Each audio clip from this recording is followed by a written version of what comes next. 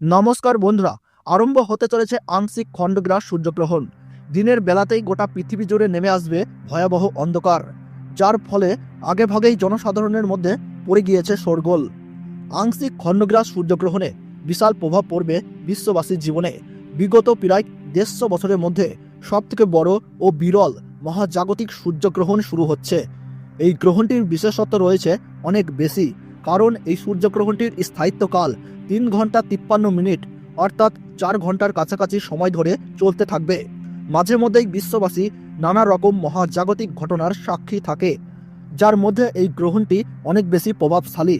তো বন্ধুরা, ভারতবর্ষ ও বাংলাদেশের কোন কোন জায়গা থেকে দেখা যাবে এই গ্রহণটি, তার ওই পাশাপাশি ভারতবর্ষ ও বাংলাদেশের সময় অনুযায়ী এই গ্রহণটি কখন শুরু হবে এবং কখন শেষ হবে, গ্রহণের মধ্য সময় কখন থাকছে, কতক্ষণ পর্যন্ত গ্রহণের প্রভাব, সূতককাল কখন থেকে শুরু হচ্ছে, গ্রহণের সময় কি কি নিয়মকানুন আপনারা পালন করবেন, বিশেষ করে গর্ভবতী মহিলা ও শিশুরা এই সময়ে কি কি করবেন আর করবেন না। তো এই সমস্ত বিষয়কে কেন্দ্র করে বড় বড় জ্যোতিষবিদ তথা তাবর তাবর বিজ্ঞানীরা কি কি সতর্ক বার্তা জানিয়ে দিয়েছেন, তো তাই কিন্তু আমি আজকে আপনাদেরকে জানিয়ে দেব এই ভিডিওটির মাধ্যমে।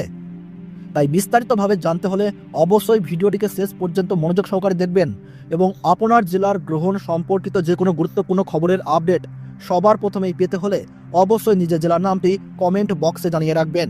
ভিডিওটি ভালো লাগলে ছোট্ট একটি লাইক দিয়ে উৎসাহিত করবেন এবং চ্যানেলটিকে সাবস্ক্রাইব করে পাশে থাকা বেল বাটনটি অল করে রেখে দেবেন, যাতে পরবর্তী ভিডিওর আপডেট সবার প্রথমেই পেয়ে যেতে পারেন।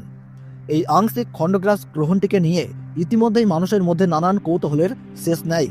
আংশিক খণ্ডগ্রাস হওয়ার কারণে সূর্য কিন্তু ঢেকে যাবে, অর্থাৎ দিনের বেলাতেই কিন্তু নেমে আসবে রাতের ছায়া। পৃথিবীর সমস্ত জায়গা জুড়ে আকাশে দেখা যাবে চাঁদ ও তারা। জ্যোতিষ শাস্ত্রের মতে এই আংশিক খণ্ডগ্রাস সূর্যগ্রহণে গর্ভবতী মায়েদের পাশাপাশি শিশুদের জীবনেও কিন্তু পড়বে ভয়ঙ্কর প্রভাব, এবং সেই প্রভাব থেকে বাঁচতে হলে সকলকেই কিন্তু নানা বিধিনিষেধ মেনে চলতে হবে।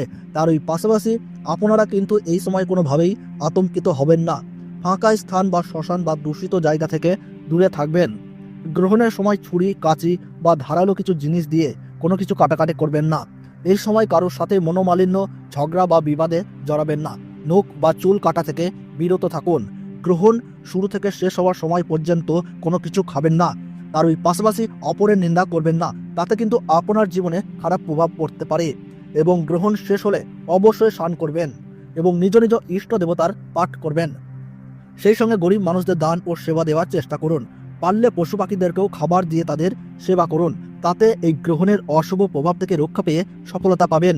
তো ভারতবর্ষ ও বাংলাদেশ থেকে এই আংশিক খণ্ডগ্রাস সূর্যগ্রহণ শুরু হচ্ছে 29শে মার্চ 2025 সাল, বাংলা 15ই চৈত্র 1431 সাল শনিবার।